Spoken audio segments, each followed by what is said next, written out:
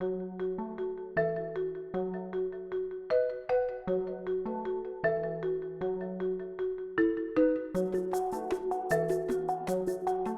afternoon. I know you all have a lot of caffeine in you, but we're going to start right now. So thank you all for being here and being engaged in this very important conversation around diversity. And we have an outstanding panel to be able to engage with us over the next 75 minutes or so. So I'm really excited. My name is Jamal Watson with Diverse Issues in Higher Education magazine. And we have again, an outstanding panel. I want to introduce them, and I then want to get right into a conversation, and then certainly allow for an opportunity for us to engage in some deep conversation and question and answer. So to my left, we have Tony Banut, who is the Senior Vice President of Interfaith Youth Corps. We also have Jennifer Collins Bloomquist, who's the Associate Provost for Faculty Development and Dean of the School Social Sciences at Gettysburg College. We have my friend Taffy Benson Clayton, who's the Vice President and Associate Provost of the Office of Inclusion and Diversity at Auburn University, and Kareth Foster, who's the CEO and founder of Frame. So I want to start off first with asking all of you, how did you personally get engaged in this work around diversity? Why don't we start off with you, Jennifer? With me? Yes. I didn't know you were going to ask how I started working with diversity. I thought you were going to ask about freedom of expression. Well, we can do that I can too. talk about Yeah, both of them, yes. So I am the Associate Provost for Faculty Development and the Dean of Social Sciences and Interdisciplinary Programs at Gettysburg College. I've been there for 17 years, and my home department is Africana Studies. And so I have been the chair of Africana Studies for most of my career at the college. And so being a Black intellectual center of the college, that's why I am engaged in diversity work. As a linguist, my work engages looking at cultural products and African American English. So that's the kind of work that I do. And as one of the few Black faculty at Gettysburg, I do a lot of work in terms of advocating for students of color. And so I'm enmeshed in diversity work all the time, have been for my whole career. The freedom of expression stuff that I've been doing lately is new and came by way of an assignment of our president, who asked me to head up a task force last year on developing a philosophy of freedom of expression for the institution. And so that's how I came to this particular part of the work that I'm doing now. And what was the impetus for developing that initiative? Was there an incident, or how did that all kind of come about? Well, so like lots of institutions, we have been struggling with different speakers that are coming to campus, student groups inviting speakers to campus that sometimes are controversial. And even though it wasn't triggered by a speaker per se, we had a speaker on campus that was controversial the year before, and we handled the whole speaker situation really well, I think, but that experience taught us that we did not have an institutional philosophy when it came to freedom of expression. And so we thought that our president thought it was prudent that we come up with a statement that really expressed our commitment to freedom of expression and what that means at Gettysburg College. Great. Tony? Such an expansive question, like how you came to this work, right? So I think I think it's interesting to think about that question in light of one of the other anchoring questions for this conversation is how the type of diversity work that I'm personally engaged in, the organization I'm a part of is engaged in, relates to and intersects with viewpoint diversity and other forms of diversity. So I work in the space of religious diversity, and my organization, Interfaith Youth Corps, partners with higher ed, about 500 campuses, in a variety of ways to advance engagement of religious diversity. And I think the way I and we think about the importance of religious diversity has some important distinctions. So first, we're talking about, as we like to put it, the ways in which people orient around religion.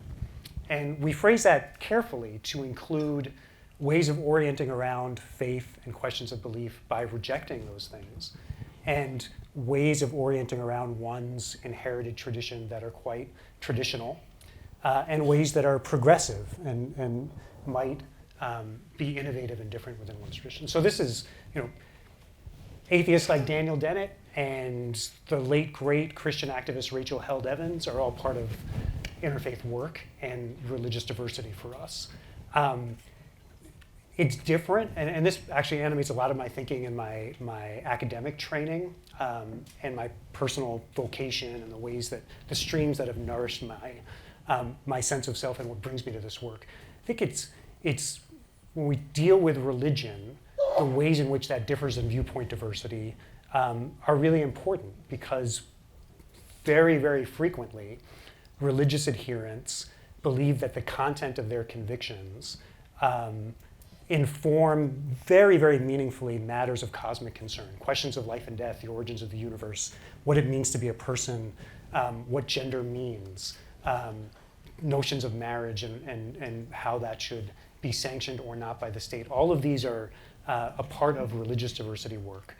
And all of these, for people, traditional adherents of faith, are so often founded on scriptural or communal authority, which is very frequently taken as sacrosanct, and in a sense, therefore, unimpeachable, not open to interrogation.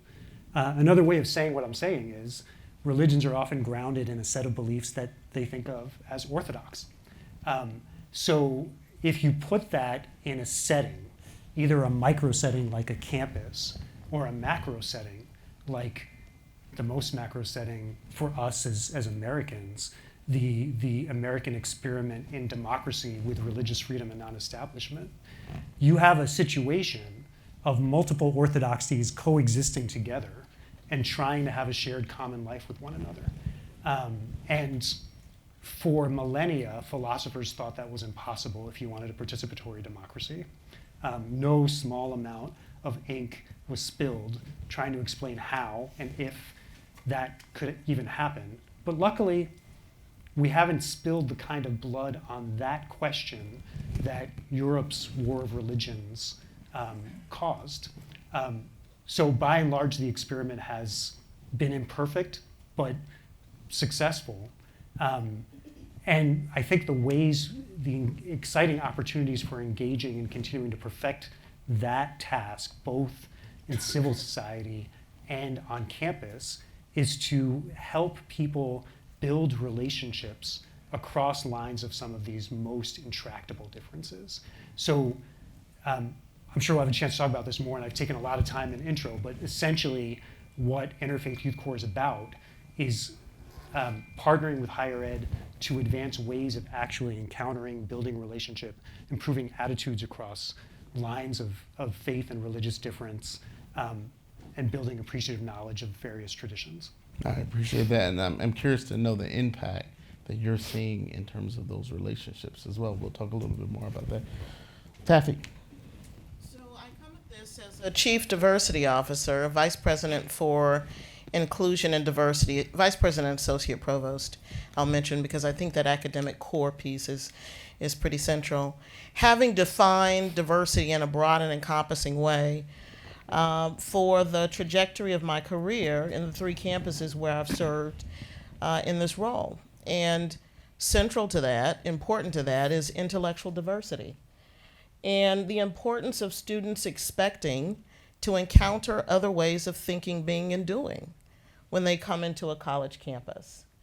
And so I have a great deal of respect for that. I think it's central to what it means to be an intellectual, to be able to engage in constructive ways, to be intellectually curious. In terms of, so conceptually, that's how I come into it. In terms of my journey, I entered academia proper after serving some time on Capitol Hill and being an employee on the Committee for Labor and Human Resources. I determined that I could make a contribution around public policy and influencing matters of policy and practice through an avenue other than being an elected official. And I have found this journey quite interesting and rewarding. Great, thank you. share? I didn't expect to get so personal so quick, but I feel like I was born into this. I was born into both dealing with diversity and free expression. Growing up, I was one of those people who felt caught between two worlds. I grew up in a very affluent, not diverse environment in Plano, Texas, where I was always the only Black person, if not person of color, in my classes.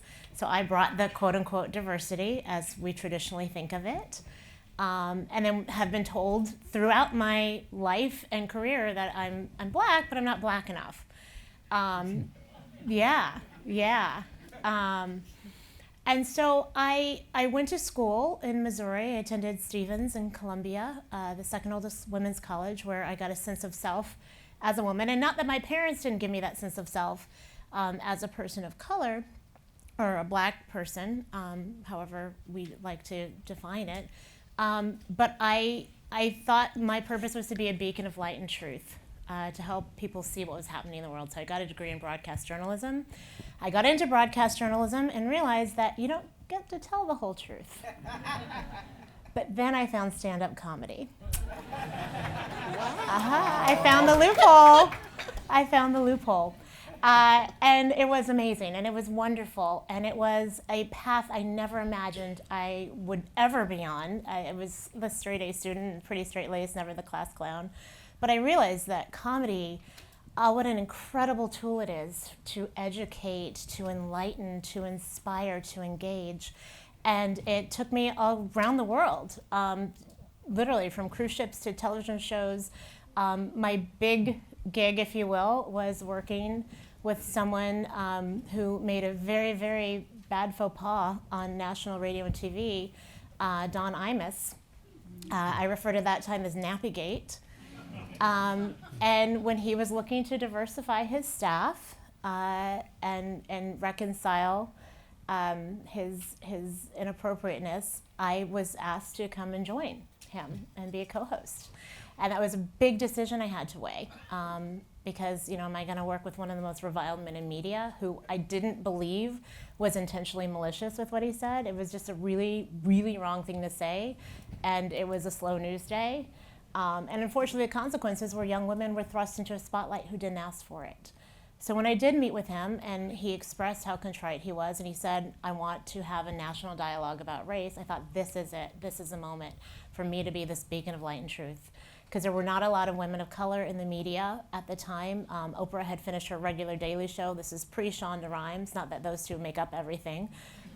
But it was my chance to be a voice and a face and an anti-stereotype of how we traditionally see Black women. And so I said yes. And I actually did a TEDx talk where I share a bit more about it, but I was there 2 of the 3 years of my contract. And I'll just say this, when I left, I vowed that never again would I be put in a position to use my comedy for anything but good. And not long after, there was another tragedy involving a Rutgers student. A young man by the name of Tyler Clementi took his life by jumping off the George Washington Bridge after being outed by his roommate and peers. And I remember just how heartbreaking that was. And I remember internalizing it, feeling that nobody should feel that alone for whatever it is they feel separates them from others. And that began, that was the catalyst for the program I developed called Stereotyped 101, that I take to colleges and universities and now corporations. And the idea behind it is to get everyone to understand we're connected. And the idea of diversity as the way we've been traditionally thinking about it has been done so poorly. It was so upsetting to me to realize that. And I knew I had the gift of comedy and humor, but I didn't know how that was going to all come together, but I made it happen. And that's how I reach people. And I actually use the term inversity, because I feel like diversity sometimes has been hijacked. Inversity is about what do we have in common, how can we be inclusive of one another, and most importantly, how can we be introspective, understanding your value, your worth, your connection to humanity. So. Absolutely. I think as I listen to you all, it's clear to me that this is one very difficult work, even though you all are passionate about the work. It is very difficult. But the other is that how do we strike that balance between, Taffy, recognizing and appreciating and valuing ideological, intellectual diversity of ideas, at the same time safeguard against hate speech or against ways in which certain members of a community might feel under assault or attack. And we've seen that a lot, right? All you have to do is read the news, and we've seen these kinds of racial incidents bubble up on college campuses across the nation. How do we strike that balance, and how do we encourage engagement, but at the same time protect the vulnerable, our students? I think the balance is found and the solutions are found in the how. I think the questions are often around the how it is that we do it. Jamal, I know that you're familiar with the incident that we had at Auburn University where we had an uninvited speaker and handled it relatively well. But out of that, what we learned from the shared governance factions that we brought together, or representatives together on our campus, to talk about how do we move forward beyond this. They wanted an opportunity to educate our campus. How do we make this an opportunity for learning around differences of opinion and ideological differences? I promise you, Jonathan has not programmed me to say this, but one of the opportunities that we had was to take the Open Minds curriculum, which is an educational platform. I don't know if you all know about this, but we piloted it on our campus. And so let me drop back a little bit. We began, after weighing in with various constituencies on our campus, with something called Critical Conversations, which was an opportunity designed to bring together folks around viewpoint diversity. But I think to more fully enable this conversation on our campus, or these practices, or understanding concepts around intellectual diversity and depolarizing conversations, we engaged Open Minds with an honors seminar in our honors college. And we began to equip students, right, across difference with what it means to approach conversations with things like intellectual humility, what it means to be able to engage sort of radical empathy. All of these kinds of things that allow for being cognizant. I'm coming into this experience, right, with my own views, my own lived experiences, ways of thinking, being, doing, but I also want to be engaged to be able to listen and hear what the other person is saying. And while it doesn't always mean that, you know, my mind may be changed by the conversation, what it does mean is that I'm informed in a better way, and that I have an opportunity for expanded perspective. And so I don't mean for that to sound so bookish, but I have found whatever the conversation across race, across gender, having the tools to be and the language to begin to have the discussions in constructive ways, setting ground rules, which is something we do very regularly as practitioners and facilitators of these conversations, getting buy-in from the beginning, and setting, I think, an environment that says it is absolutely okay to disagree. But let's do that in ways that don't challenge one's humanity or existence, right? Or even their own lived experiences, their ideologies, etc. And that really is the purpose in many ways of the university, right? The college and the university to have that kind of engagement. Are you seeing that that's the case in terms of the religious piece? Because again, as you point out, if folks are wedded to the idea that their existence, right, is connected to this, I imagine that will be a little more difficult. It certainly intersects. It's a great story. Yeah. And you know, Open Mind is a practical tool that facilitates that kind of different way of approaching one another, and greater awareness of what's at stake and how one's, you know, legitimately held and valid opinions might sound, and how to broach a broader landscape. So I think the example that comes to mind for me is one of the ways that Interfaith Youth Corps partners with higher ed partners is through grant making.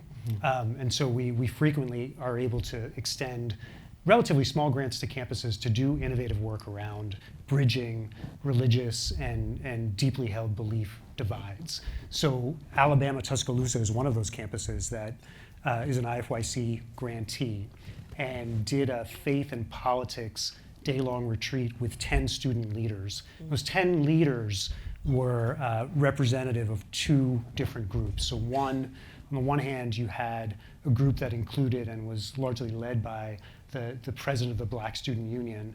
On the other hand, you had the white head of the college Republicans. And in a day-long retreat designed to facilitate, I love the word humanizing the other, and getting to know one another and building some relationship, where it otherwise honestly would not happen on campus, they were able to do just that, and to see one another as, not agreeing, not whittling down the deep differences that inform them both on faith and political conviction, but not seeing the other person as the enemy or something less than human. So, in other words, building a relationship in which there's some modicum of trust and some beginning of civility. If you have that, you were able to have the foundation for more robust, constructive disagreement. And to your point, Jamal, that is what the higher education enterprise is all about, productive disagreement. However, the broader climate is strained right now. As we all know, there's rising levels of mistrust, there's greater dehumanization. And so I think our work takes on even more critical importance. Well, and administrators have to have the courage, right, to tackle some of this stuff. I mean, the reality is, I think, that there is sometimes this ambivalence to say we are going to have these courageous conversations, these tough conversations, because we're afraid of what will happen or what potentially could happen as a result. So, but you all, Jennifer, when I read about what you've done or listen, it seems like it's been very effective so far. So I was wondering, what was the magic there in terms of best practices for us? Well, so, and I told my fellow panelists this is the reason that I was thankfully invited to this conference, because I think that Gettysburg, our process really has been held up as sort of really a good way of approaching this kind of thing for institutions.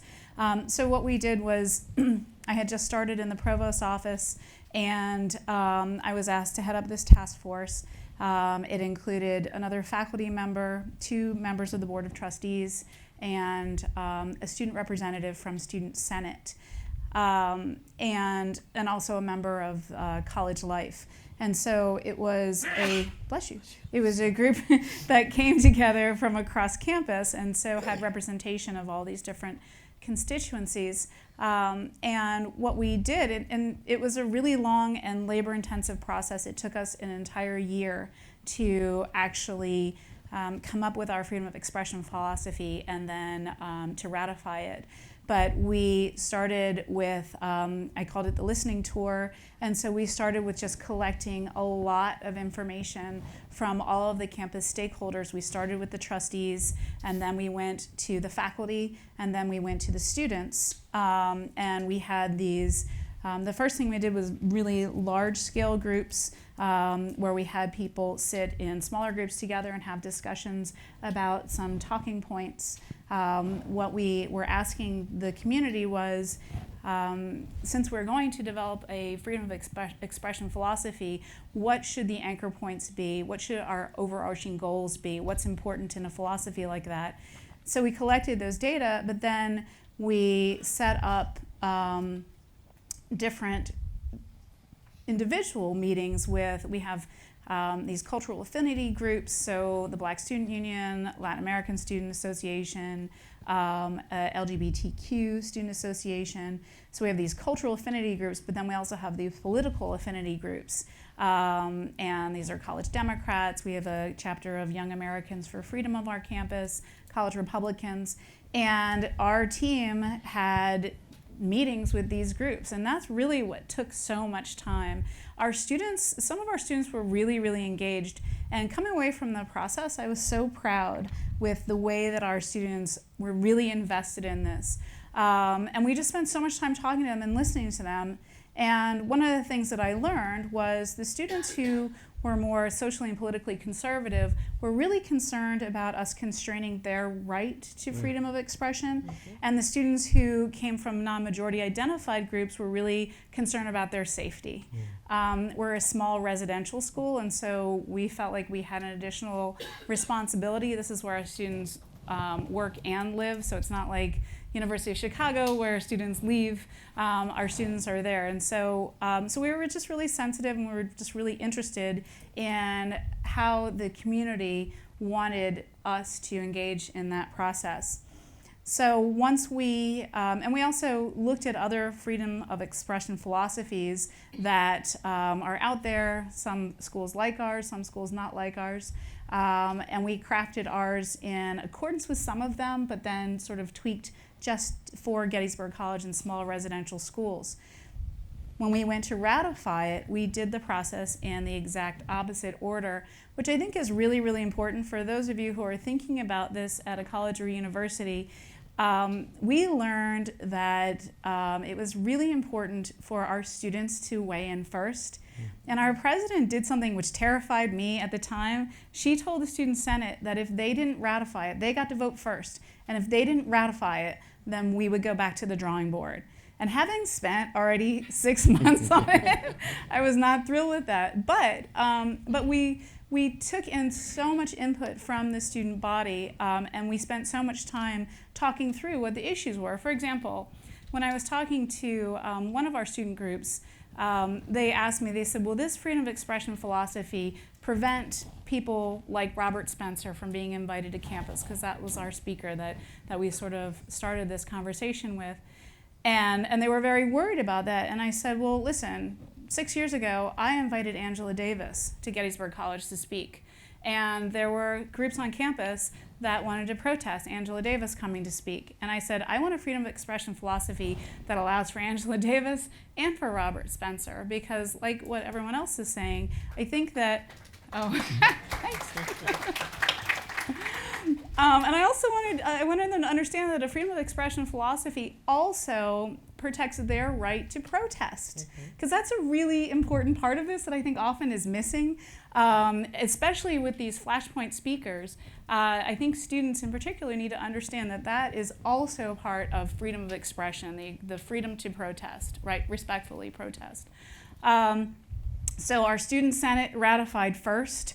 Then we went to our faculty, and last we went to our trustees, which probably, the trustees probably didn't love that because they're used to running the ship.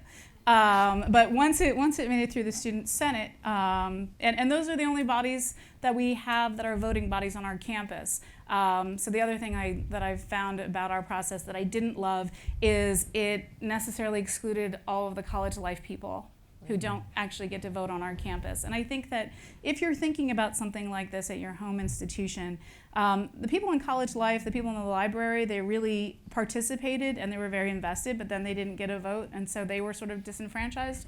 So I thought that was a bit of an issue as well. But in that, a couple of takeaways from that process. First of all, we were developing a philosophy, and I kept having to remind people that this is a philosophy, not a policy. I think that the two should be separate, because the philosophy sort of articulates the goals and sort of the truest dedication to freedom of expression. But then the policy is really where the rubber meets the road, and we're working through that now. Because after we developed our philosophy, we need to make sure that all of our policies are in alignment with what we said our philosophy was.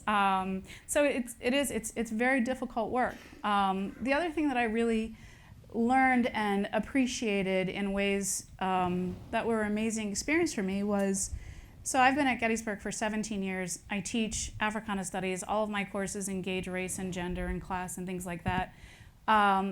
And when I had these detailed conversations with students who came from politically conservative groups, it became very, very clear to me that these students also feel minoritized because of their viewpoints.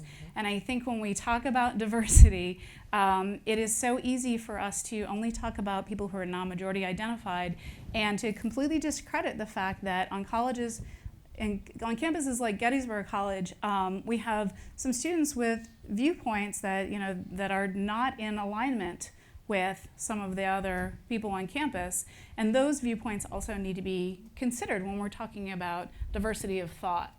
And those were students who were really, they worked hard, and the whole process was really, really important to them, and I respect them for the work that they did. Yeah. So I encourage people, if you do that on your campus, just to keep that in mind, and remember that, particularly with students, this is all a learning process, and I think we all learned a lot from when we did it. Yeah.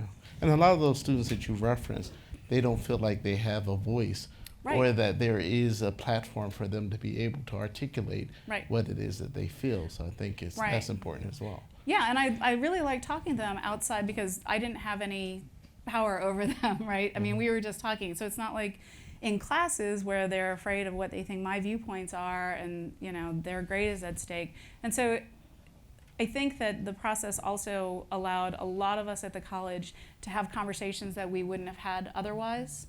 Yeah. So I think it was a really useful experience, and student groups had really interesting conversations too that they wouldn't, because we were all engaged in this task together. Yeah. I love that you all centered students really at the beginning of the process, because I think often students are sometimes left at the end, and I think that's and our students were worried about that too. Yeah. They really were, and so I applaud them for also participating. And I just think I don't think it's a good idea to come up with an institutional philosophy that you aren't going to take it to the members of the institution and just come up with it and say, here it is, congratulations, now you are beholden to this, Yeah. when you didn't participate at all. So it's long and hard work, but I think we did a really, really good job. I spend a lot of time on college campuses, and I know you do as well, speaking.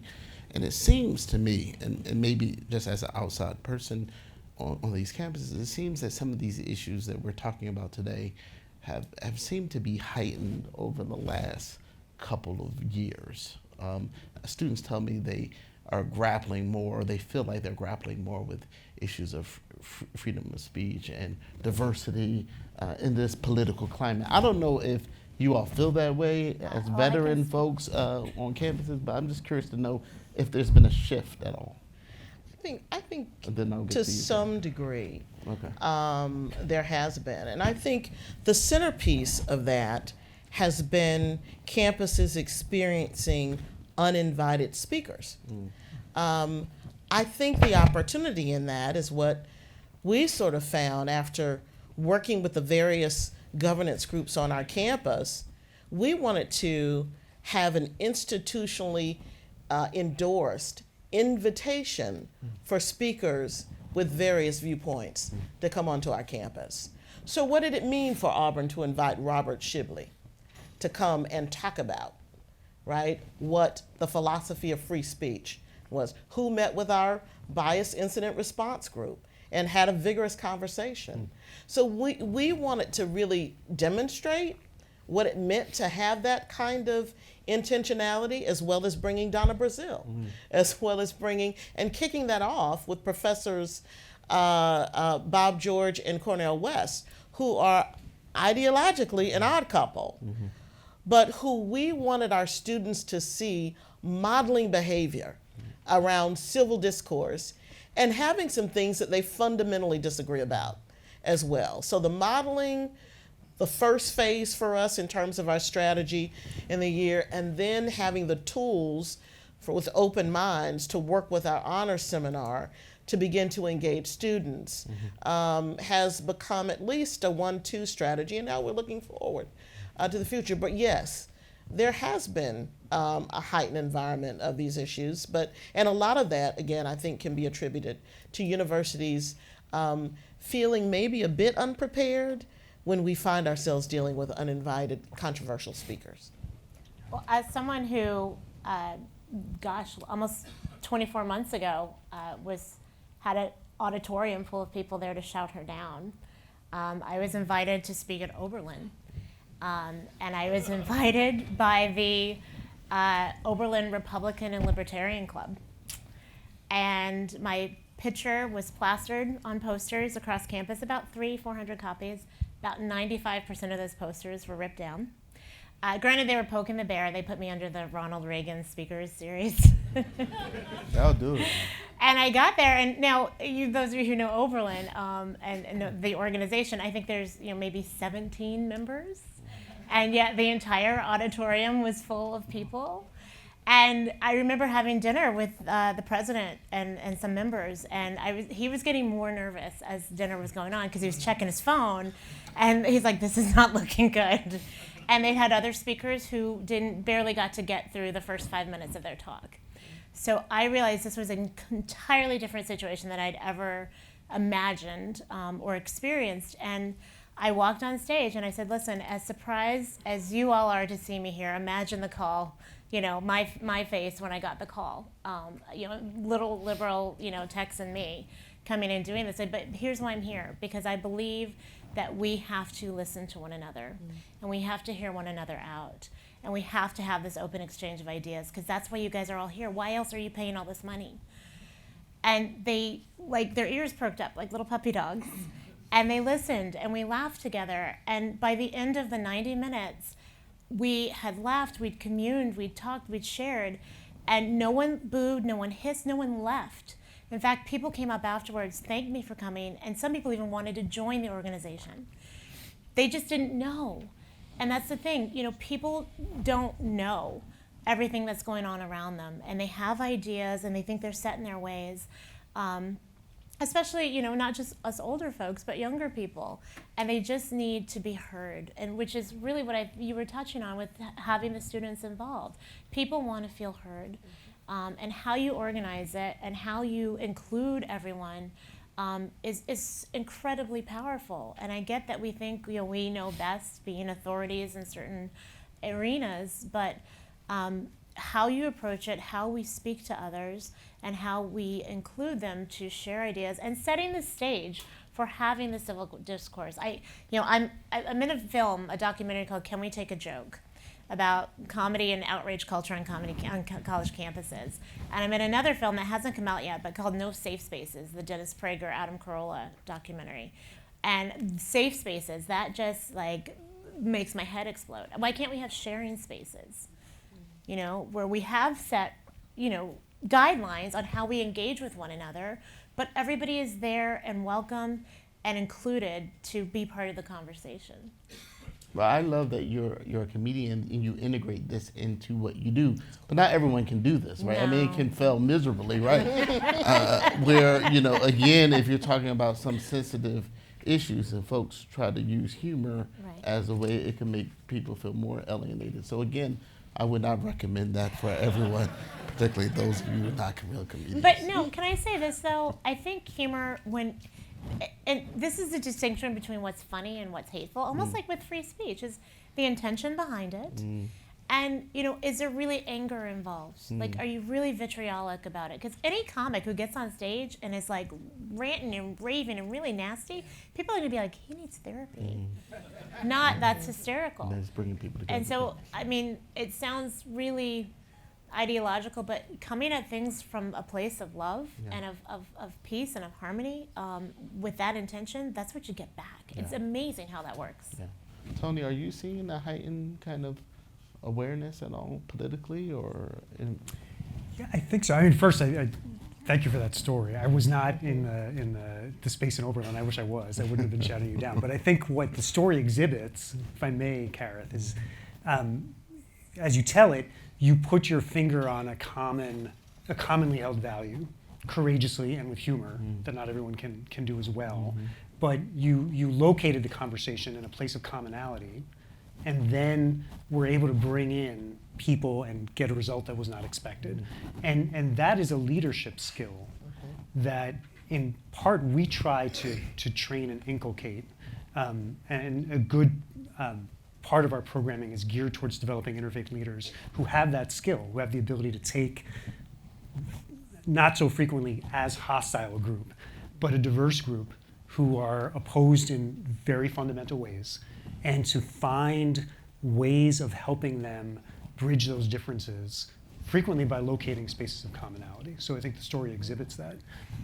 I think there's no dearth of evidence, which might be, we can unpack in different ways, I'm sure, that levels of mistrust, levels of polarization, levels of what's been normed through even official political rhetoric, the influence of outside speakers, the influence of digital media, have strained the experience on campus and beyond the ivory tower now. And so I take that as true. I don't think, and unlike some of my colleagues, I'm not on a campus all the time working with these populations to see over time what's changed. This is not the experience I had when I was on campus, not too far from here. And I think there are unique challenges and unique opportunities.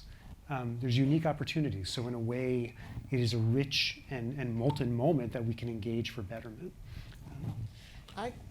I tend to concur with that, and I think, looking for those opportunities where our students can elevate or helping them cultivate the skills to elevate the conversation above the rhetoric, and to understand what that means, and then to have those more constructive conversations is quite important. And what better place than the academy for that to be taking place? I think it's essential. And people want that. I am on college campuses probably 20, 30 times, this past year. People want to be connected to one another. Yes. They just don't have the skills. They don't know how to have the uncomfortable conversations. And that's part of what I try to teach them how to do.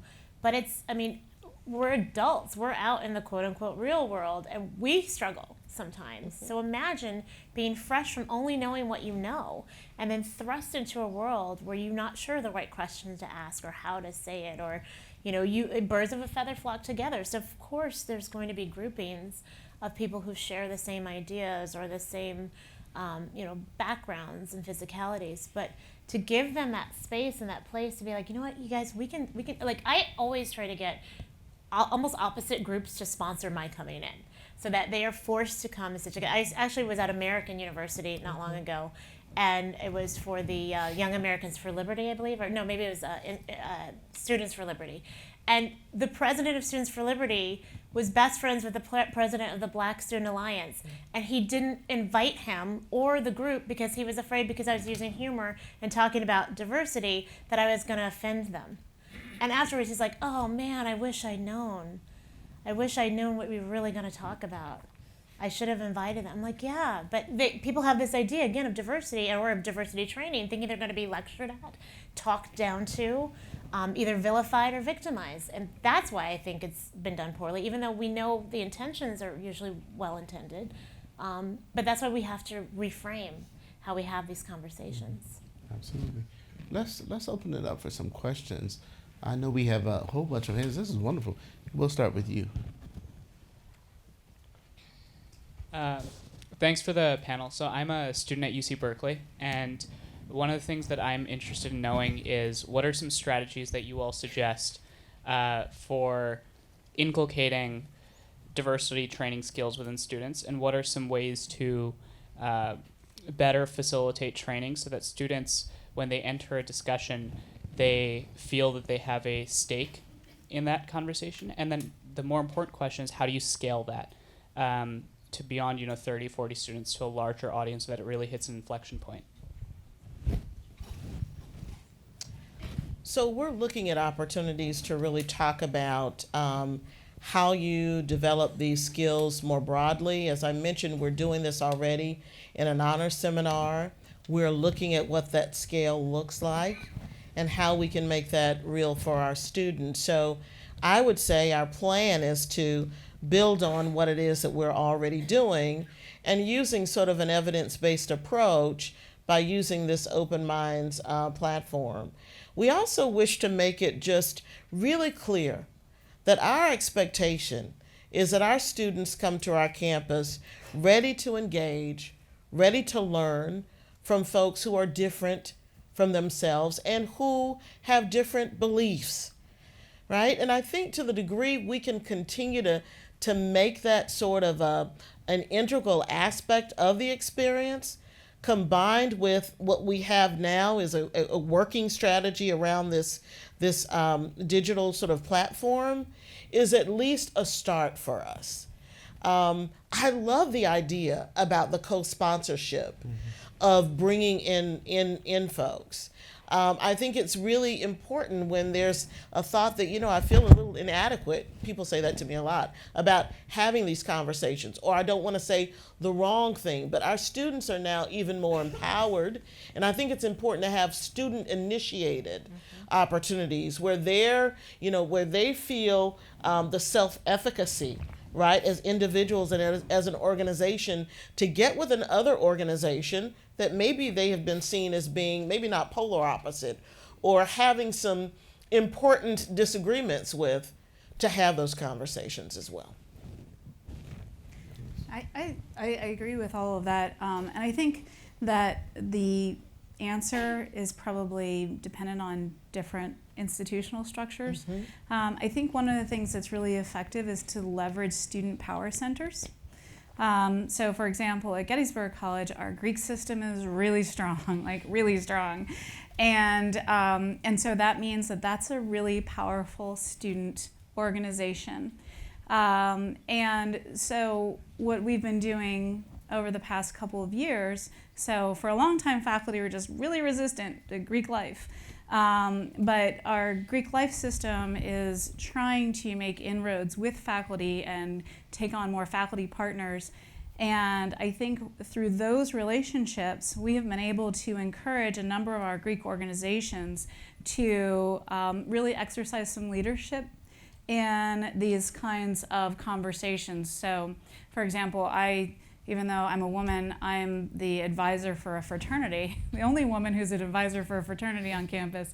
But it's a great fraternity. They're great guys, and they are really committed to social justice. And they have done a great deal. They're the only fraternity on campus that has a diversity chair, for example.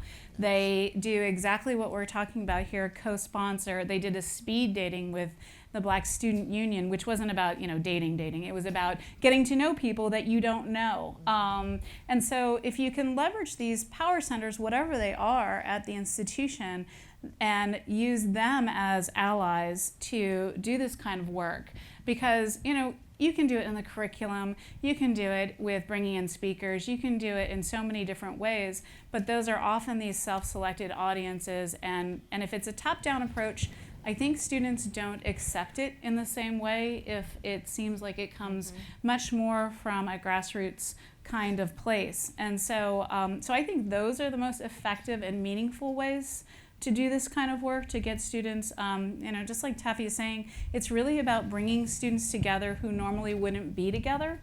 And those kind of partnerships.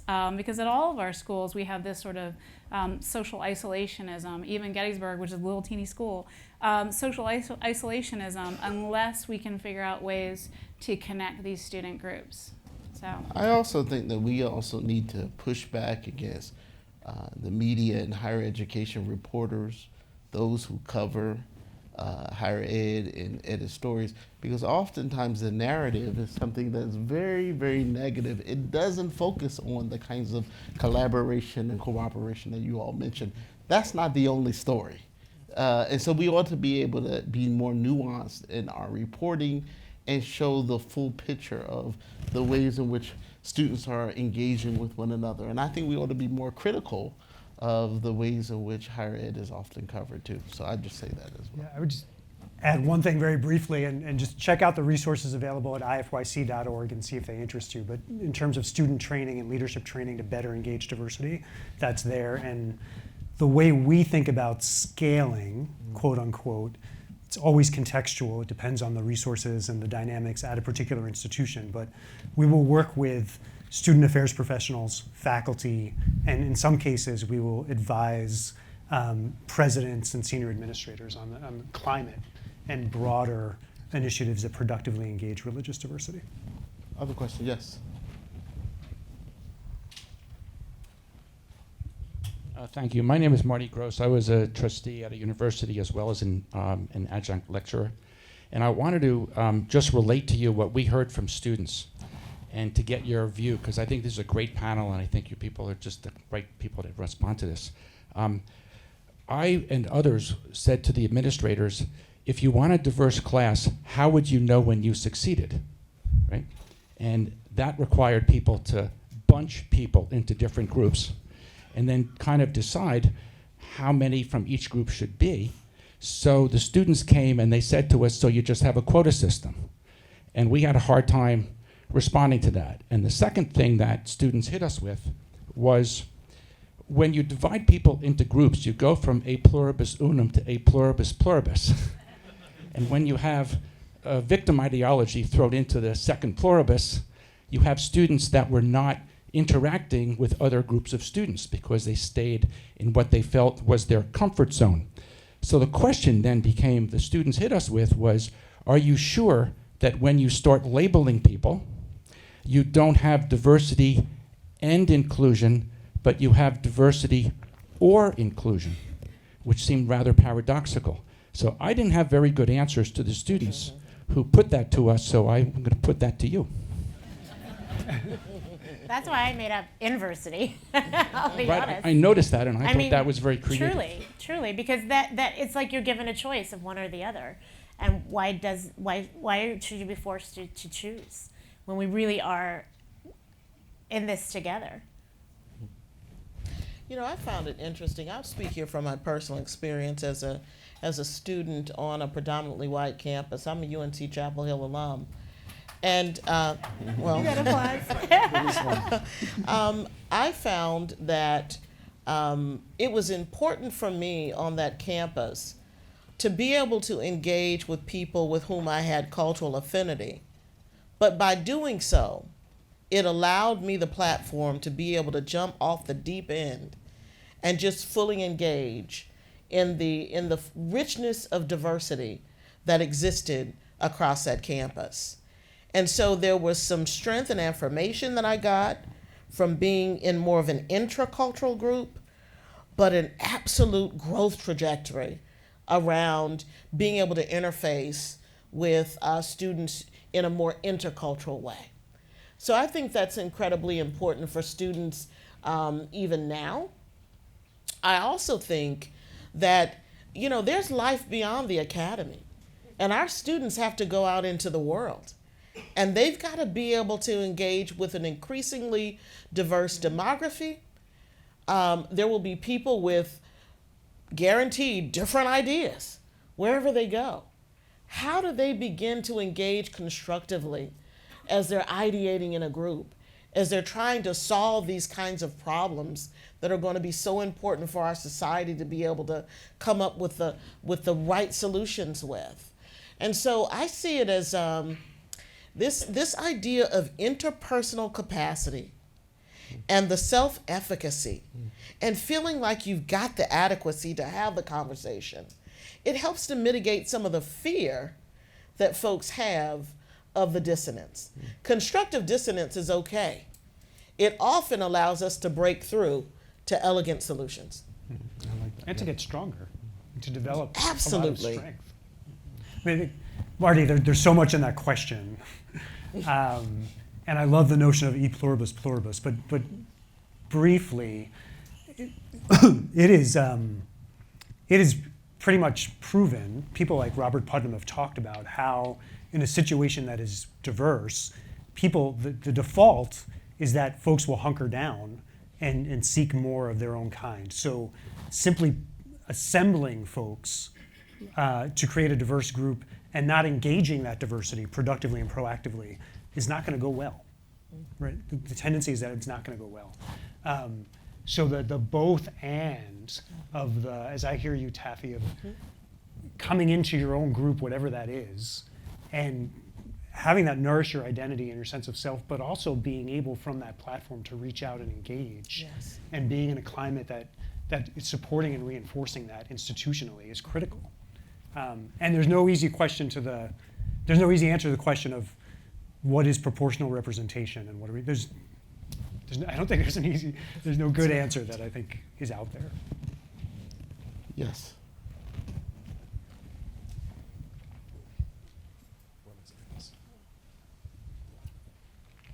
So we'll go there and then we'll get to you. I have an opportunity over the next 3 years to be involved in governance in the American Psychological Association. There are about 50 divisions, and I'm going to be serving as a president of one of them. And one of the discussions that has just started on our listserv is about how do we approach diversity issues in our divisions.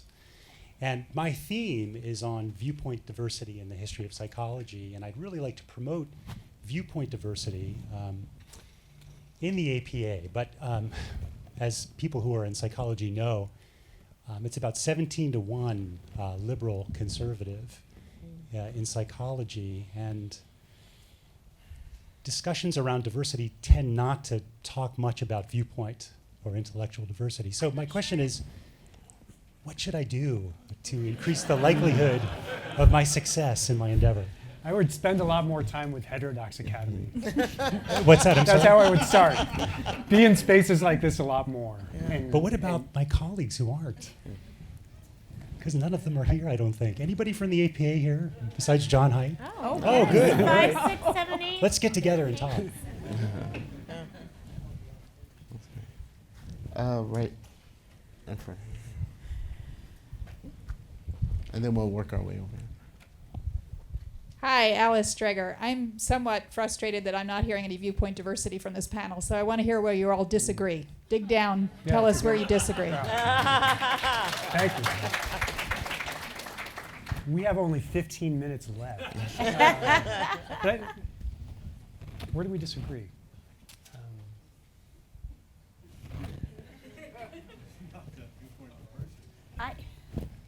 I was just gonna say I don't know if anybody agrees with me fully on how like diversity has been done, if it's been done well or not.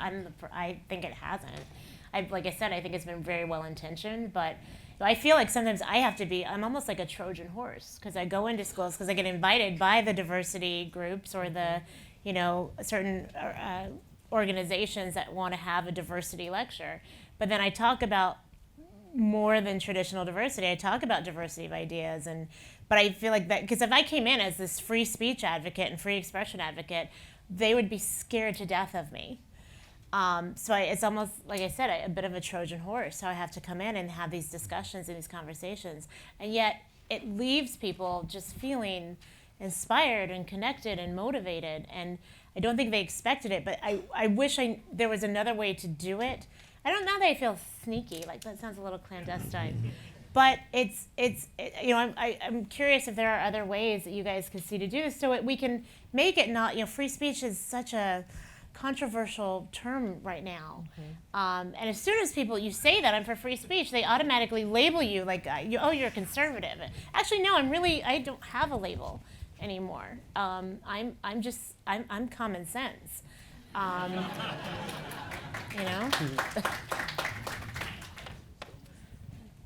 Yes.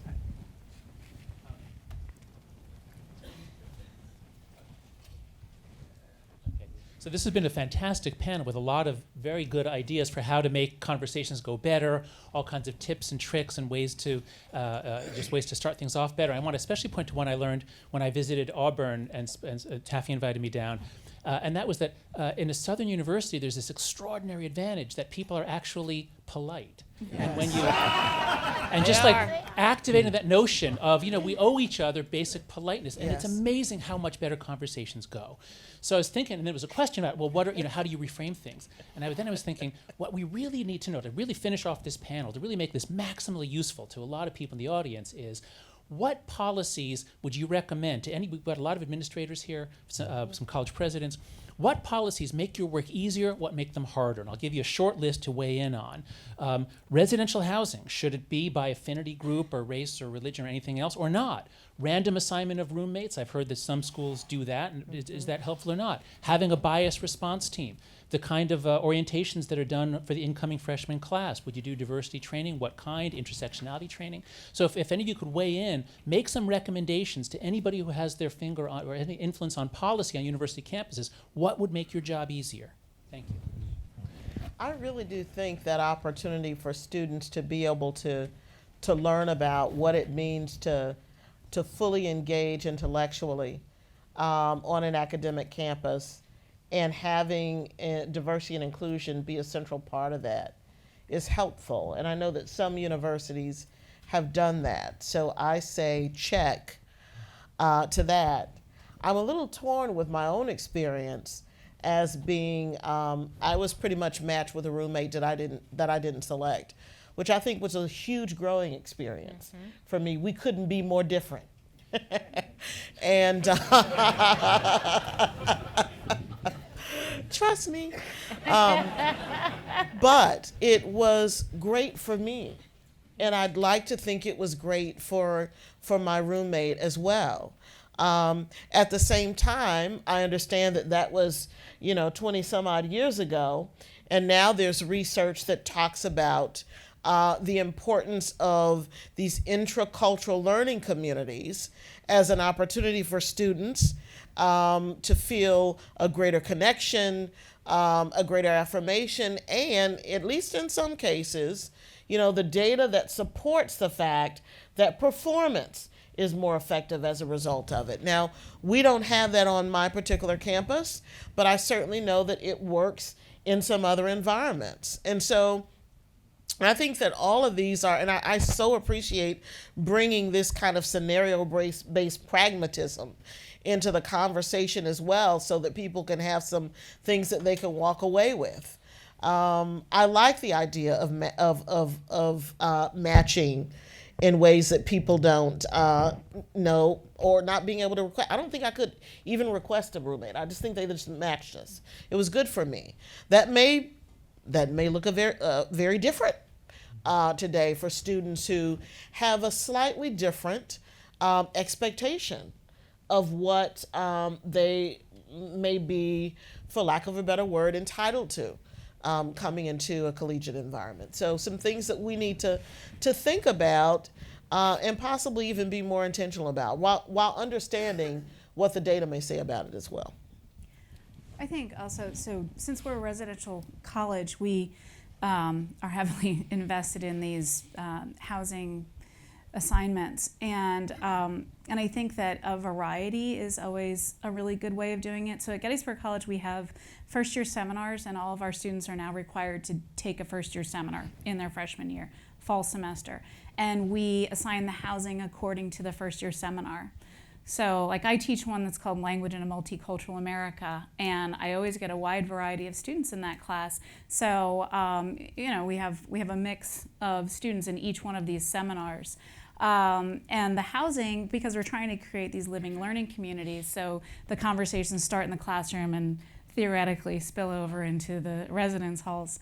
And I think for first year students, that works really, really well. It's a high impact practice for us, so it means that we have better retention rates because they are assigned. So the first year seminar faculty member is their advisor, and they're small groups, and we sort of keep better control over them, and they live together.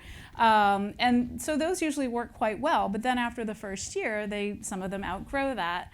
And so we also have what we call theme housing, which is an opportunity to move into a house owned by the college, but it is the housing selections are based on themes, and we've had some improv house, right? We certainly we have a diaspora house that is sort of a cultural affinity group, but we've even had recycling house, we've had farmhouse, and so it's really about interest, and I think that allows students to engage in ways that aren't necessarily solely racial, ethnic, or sexual status identity based. And so I think those things work quite well in terms of housing. And like Taffy is saying, some of our worst housing mistakes are the students who come in thinking that they want to live together, and it goes horribly awry, right? But I think also, with housing, particularly when we're talking about diversity issues, institutions need to be very, very flexible and need to be able to think on their feet, because we have seen bad matches too that are along identity lines, and we do need to be able to take students out of those situations. The other thing that you mentioned, sort of a bias response team, we have at Gettysburg, we have a bias language policy that was developed maybe 10 years ago. And it was developed because we didn't have a mechanism for students to report bias language incidents. They were just being written up as like noise violations, for example. It doesn't exactly capture what's going on when there's bias involved. And that has been, for us, that has worked well in some ways. I think we have a great deal of underreporting. And that's just part of this and part of the culture. Students don't want to report against people that they, live and learn with in a really small institution. But at least it does show an institutional priority that the institution isn't going to put up with this kind of behavior that is, is really damaging and hateful. And this is not a freedom of expression issue. This is, of the level of damaging people where they live and learn. So I think those can work as well. And I think if you do come up with some kind of bias response team, I think it's essential for students to be part of that, to serve on the bias response team as well, not just be college professionals. We've got time. I was just going to say orientation, like location, location, location, orientation, orientation, orientation. Kick it off right. Set the stage, set the platform for that year to follow. Freshman year is fertile ground for obviously, the incoming students to have the new ideas and ways of communication, planted, so that they can grow with their experiences. I'd like to add just one thing quickly, and maybe this is actually a point of difference or disagreement, I don't know. I think a guideline is pay attention to religious diversity. And so much of what you actually do, whether it's random assignments or constructing that, is contextual. But if you do that and are not aware that, true story, someone who's coming from a secular perspective that's never met a Muslim student and ends up rooming with them, and a devout Muslim whose alarm clock is going off at 6 a.m. for morning prayers, is a tinderbox of a situation if you're not in front of it. So the way a particular institution then programatizes or develops particular guidelines around religious diversity is contextual, but a big misstep is not paying attention to religious diversity. And maybe this is controversial, but treating it just like other kinds of diversity is not enough. It is different. It is different and is not given enough attention currently in higher ed. Let's get to, we got time for 3 questions. There, 1, 2, and then all the way over to the right. 3 questions, okay. Hi, my name is Kayla Webb. I'm a rising senior at Wellesley College, and for the past 2 years I served as student director for the Freedom Project, which focuses on viewpoint diversity. In September of 2018, I had an issue where my RA knew that I was very allergic to corn products, and after telling my floor that, they assumed I was contact allergic, and someone covered my door in popcorn.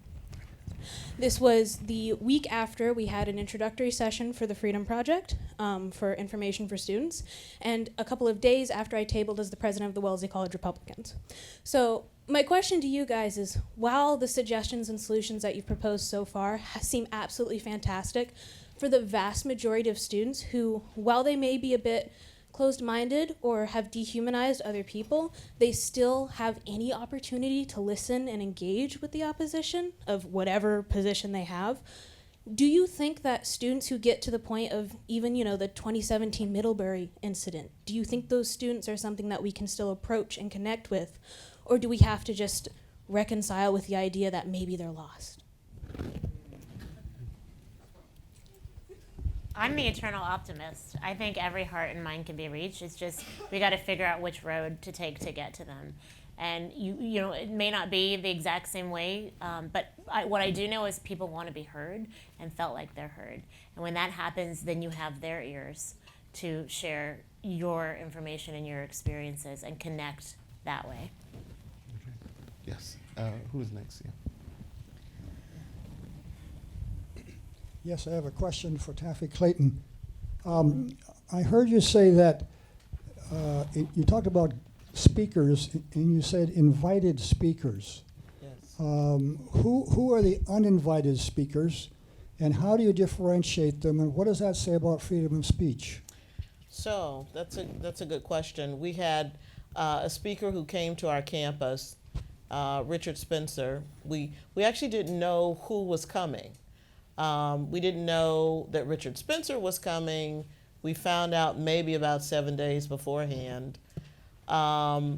There were questions about the reservation process, sort of no name. The university didn't know a lot about what was going on until a very short runway. I think my point about uninvited speakers is that we couldn't see on record that there was any record of the speaker being invited, only a space being reserved, and so that actually was what kicked off our institution really being much more focused and engaged around what it meant to be intentional about bringing together opportunities for folks with differing opinions and viewpoints to actually have stage on our campus and to then model for our campus how these things can be done constructively. Hopefully that helps. Final question, yeah. Thank you. I think it was Ms. Bloomquist was talking about the idea of a bias language. I don't know whether it was a committee or a listing or what do you do when the language of offense sort of shifts like right under your feet at different times? I mean, there are certain things like, say, the N-word, which is kind of verboten for certain groups all the time, and people kind of get that. But in some places, it's considered a bias to quote dead name unquote a trans person. So how does the committee try and keep a list as to where the offense is and what may have been an offense, what may have just been just a simple phrase a week ago has now been an offense that might get somebody thrown out now? How does that work? Okay, so I love this question because I'm a linguist, and this is, and I'm a sociolinguist, and I teach courses on sociolinguistics, and I tell my students, of course, we never do sociolinguistics in a vacuum, right? And so the context, to me, is really, really important. And so your example of the N-word, for example, is it's perfect when we're talking about this, right? Because I teach a course all on African American English. We spend an entire day talking about use of the N-word and what it means to African American English speakers. And Gettysburg College is a predominantly white school, and so in that class, one of the things we grapple with is who can use which word when and all of this. And so this is a significant challenge for a biased language policy, right? And we've got lots of words like this, right? Words that women can use to call other women, but they don't want men to call them those words. All of those kinds of things, right? Sort of owning the epithet and what we do with language. And so our biased language policy really has to necessarily take this into consideration. And so the incidents are reported by students and then investigated by some of the college life professionals and other people who are on the bias response team. And the incidents that we have had to reprimand students for are ones that are really quite obvious, I think, the ones that we see percolate up. And I think intent is really one of the things that is investigated. Because it certainly is the case, you're talking about dead naming somebody. We have students on campus who have told me that they plan to do that intentionally to make the point that this is not part of their belief system. And we've had those conversations, and I also talk to students who are trans and the way they feel about someone using a name that they are no longer responding to. And so when we sort of litigate these incidents, it really is a coming together. It's not like, oh, I heard you said this bad word and now you're going to be out for 3 days. Instead, we try to do restorative justice and talk to the students who are involved in this, and then have a number of different ways of sort of working through whatever sanctions there are going to be. So it's one of those things that, it's difficult to grapple with, and it does feel like it's constantly moving, absolutely. Didn't you all enjoy this panel? Let's thank our panelists.